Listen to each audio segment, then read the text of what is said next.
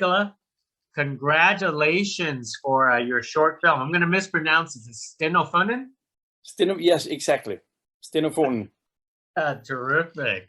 Terrific. And before I forget, I want to congratulate you that your short film made the the short list for the Academy Awards. I mean, how do you feel about that? I'm so happy about it. I mean, I'm so proud and thankful, and well, it's a personal story for me. The movie is a personal story for me, and that make it very nice that we are shortlisted. That is terrific to hear. And as like any other interviewer, I have to ask, why is this a personal story for you? Where this story came from? It's because, I mean, this Stenophone is a story I heard from my father about 6 years ago, where he told me that he, out of 2,000 stone at the beach, had found a C major scale and then played with another stone. And he wasn't so proud about that instrument. And he was 12 years old when he made it, and he went to a radio program called Hello Hello, and had his 15 minutes of fame, where he talked about the Stenophone, and then he played on it. And then that was the first time I heard about that story. And then I have heard during my whole life, I have heard about how tough his relationship was to his father. And he was fighting and hunting for getting credits for what he did. So the whole life, he sort of had a little devil on his shoulder telling him that he wasn't good enough. And I thought that it would be wonderful to combine these two stories and actually tell a story about how important it is to give each other spotlight during the life, instead of holding people down in a way. Even if it's because of love and protection, then it's important that we actually show the world all our talent material. Mm-hmm. That's excellent. And did you meet your grandfather? Did you perceive him the same way? No, not at all. And that was actually the most complicated thing about the movie, because in a short format, you have to be very precise in the directions, and then I have to make him to a very tough and hard person. But he was that towards my father. But when I met him and together with me, he was very nice.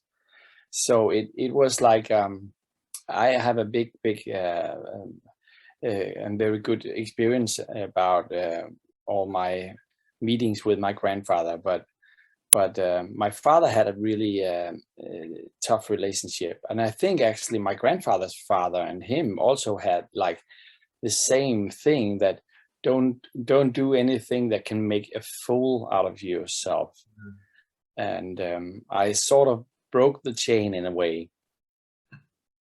I was about to ask, but your father is proud of your accomplishments. Yeah, I mean, he died for 2.5 years ago, but he was very proud of me. But he had the exact same way of telling me that no, don't do that, and no, you don't have to do that.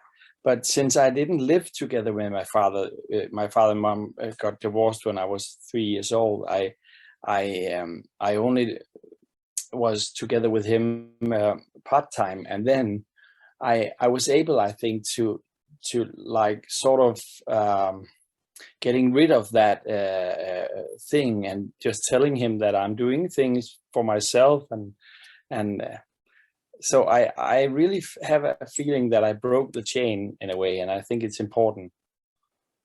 That is absolutely important. Well, let's talk about how you managed to recreate the main part of this short film, is the rocks. I mean, how did you actually pull that off? Can rocks really play instruments as an instrument? Yeah, it is. I mean, the deepest tone in the scale is actually the real stone. That's the stone, the only stone that's left, and also the black stone that he was hitting the stone with is also still here on the earth. But and the music, I had a little cassette, and I found it when my father died. I went to his apartment and I found this cassette, and that was the recording of his 15 Minutes of Fame back in 1950, when he was in the radio.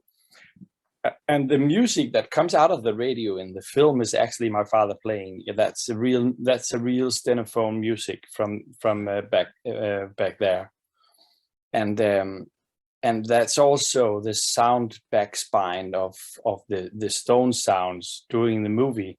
Of course, we have tried to make them a little,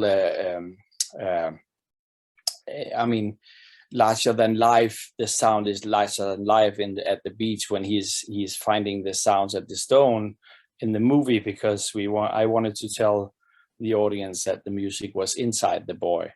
But the real stone music in the radio is the real stone music from the radio program back in 1950.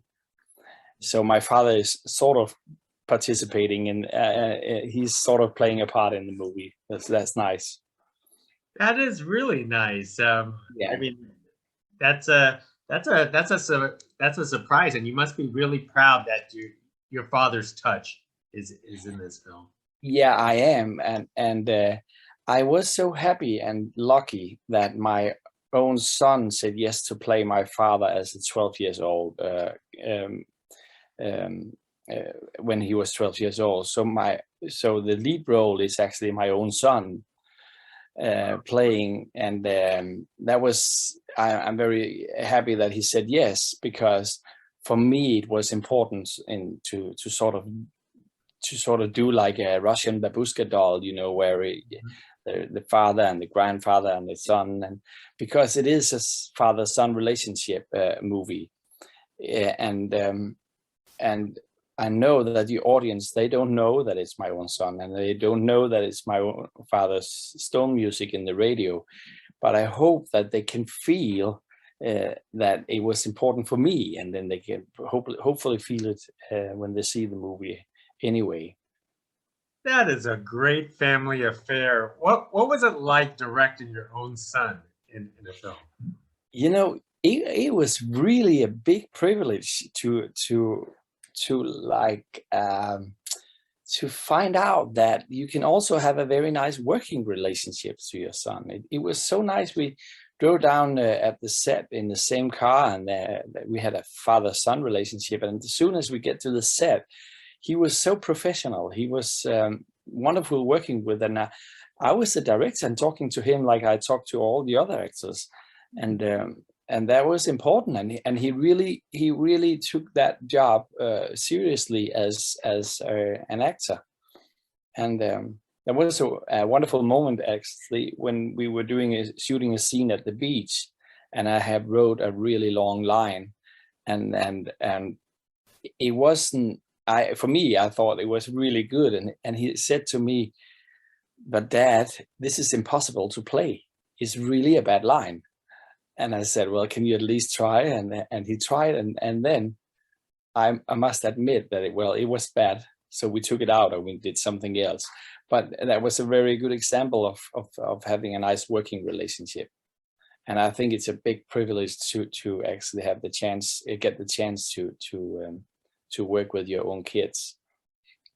Wow, he sounds like a professional, a chip off the old block, as we coined the term over here. Yeah, for now, I mean, yeah. Now he's doing a lot of filming and TV shows. So, and it's not because of my movie; it's because of he likes it a lot, and he's doing good. Wow. So that really seals it that you did break the chain. Yeah, hopefully. Now, is this all filmed off of a beach near, was it Denmark? Yeah, the scene at the beach is in Denmark. Yes, all the locations are about 80 miles from the center of Copenhagen, so you can get around there. Yeah, and I choose all the locations. I found out that being a director is a whole bunch of decisions, and you have to take choice all day, like the life. You have to take choices. But I found out that it was easy for me to choose between things if I always asked me, what did my dad have, and did my father has a relationship to this thing? And for instance, when we were shooting at the harbor, we have like 200 harbors in Denmark, maybe 400, I don't know, we have a lot. But we choose one harbor that I knew that my father, he was visiting during the life. So that made it easy to take choice, to choose between things. Wow, there is a lot of meanings in this short film that you actually made, which is terrific. And how do you like adjusting to directing life now? Because I know you have a pretty good extensive acting career in the past.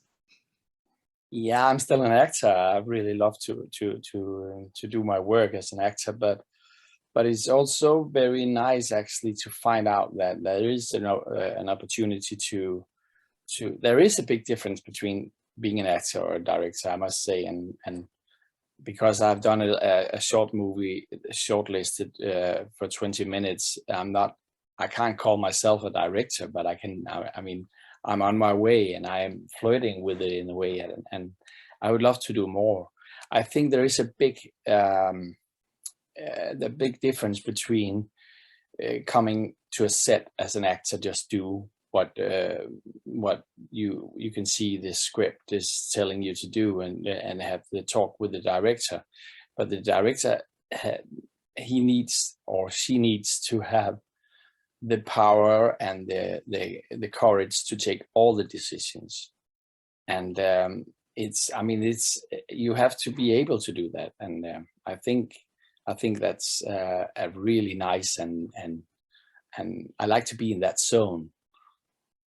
I think this is a great step, especially just to be recognized on the short list is quite an accomplishment by itself. Yeah, I think so. Yeah. And I'm very happy about it. That is most certainly. Well, let me leave with one more question, because obviously in your story, your father plays the violin, and I'm just curious, did that musical talent has passed down to the next generation, to you, or possibly to your son?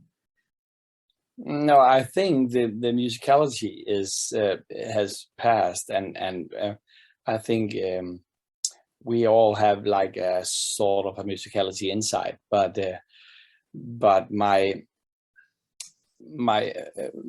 father, he didn't manage to get even me or my son to play the violin. He actually bought a violin to my son, I think, and he tried, but he wasn't able to. he wanted to play drums instead.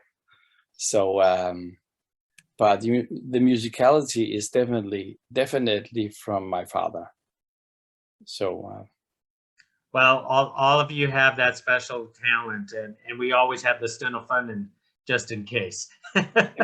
we always have that, yeah, and we always have to remember that we can if we have the energy to do it, you can go to the beach and find some music. That is true. Well, Nicolaj, thank you very much for carrying this conversation about your short film. Crossing our fingers, as we say here in the United States. Wishing you luck as the Academy of Voters are voting in the next few days. Yeah, thank you, and thank you for having this talk, and have a nice for you, have a nice night. Yeah, so, to you, good morning. Thank you. Good thank morning. You. Yeah, bye.